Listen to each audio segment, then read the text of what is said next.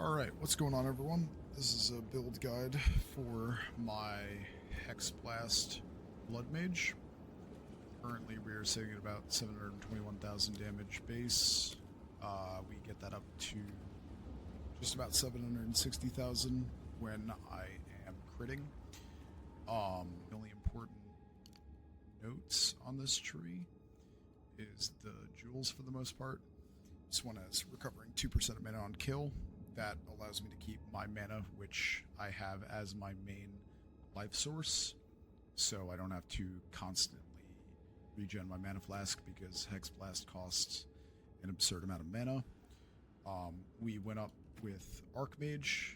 Archmage gives us about a triple or 4x damage boost. If I turn that off, it goes down to 213,000. If I turn it on, it's at 721,000.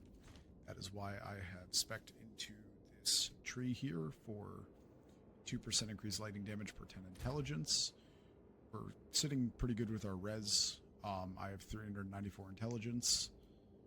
We'll go over gear. My wand is quite good. The crit chance for spells, the increased spell damage, the gaining lightning damage is a little low, and level of all chaos spells is good. My helmet just gives me extra ES, some res and intelligence with crit chance. My focus is very good, 4% increased max mana from the soul cores, as well as spell chaos, little bit of mana, more increased crit chance for spells. Same deal with my both my rings give me extra cast speed. My amulet is not the best. It has only +2 to level of all spell skills. The 32 int is nice, and it allocates dispatch foes, which gives me an extra 80% crit chance if I don't deal crits. So since we are a crit build, I want to sit at 100% critical hit chance at all times with a pretty high crit damage bonus. Currently we only have about 55% increased rarity. I'm not really worried about rarity. It's good to have, but it's not necessary for good drops. We have lightning resist on here, move speed. That's some of my rarity. 33 to intelligence. Just picked up this belt pretty recently. Has 43 fire res, 45 lightning res, and then the max life and mana. That's all we really care about on that. Running a gold charm, although however, from what I am aware, the gold charms do not actually do what they're properly supposed to right now. It is used when you kill a rare unique, so for it to proc, you have to kill a rare and then another one in quick succession. Otherwise, it doesn't do anything, so hopefully they fix that sometime soon. My robe is pretty good. 500, almost 500 energy shield. Gives me spirit, int, and some res. It's not bad, not great.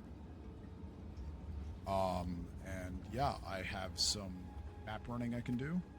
Alright, so as well, I wanted to just go over the jewel setups I have for my skills. Contagion, we only have Hinder, because when the contagion spreads, it hinders all of the enemies.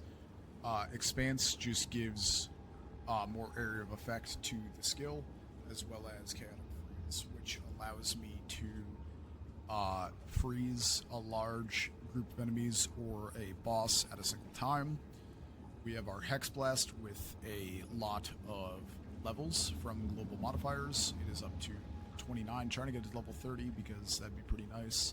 Be a good damage boost. We are running Conk Effect, Arcane Tempo, Considered Casting, Life Tap because we wanted to use only our life because we have Spell Leech, so we want our mana to be our main energy shield pool in a sense, so it does not even affect our mana pool. And then we have Chaos Mastery.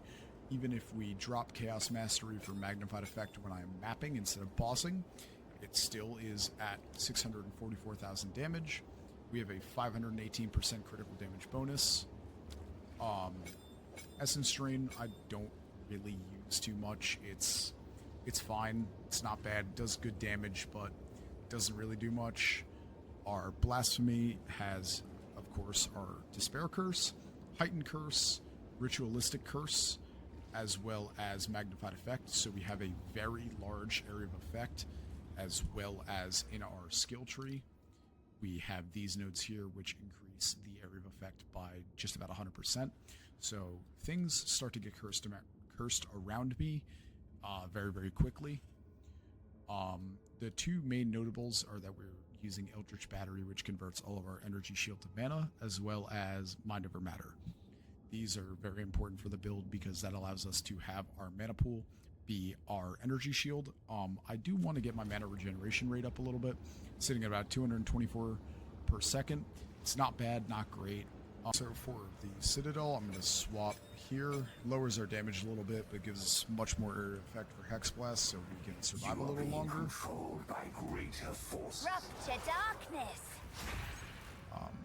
You'll see throughout this that pretty much everything dies quite quickly. We are a little bit weak to a couple things, I don't have much evasion or armor at all, so some hits can really fuck me up, but for the most part, it won't matter because we can just walk through everything and we can just one-shot pretty much every enemy, including those in the game currently, with my damage, with my conditionals, even with the magnified effect on. I'm at 700,000 damage, so quite nice. But what Chaotic Freeze does is it allows us to freeze the bosses based on percentage of damage done. So the more damage we do, the higher our freeze ability is. So since we have a lot of freeze buildup, we can pretty much freeze bosses comfortably in 1 to 2 shots. I'll show that once I ever get to the boss room. Okay, it's boss time, so now we are going to swap out a +1 level so we have more damage, and we're gonna go try and kill Count Geonor.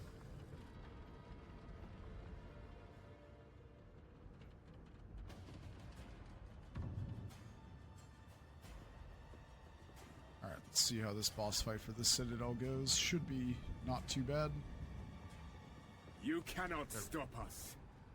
We will take the power that we deserve. Not if I take yours first. First So one's as you high. can see, he's already frozen, and he's dead. Well, he's got to transform, but he'll be dead within a second after that.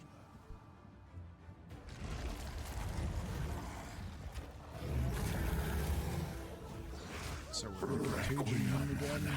He's pure frozen, and he's dead. Just like that.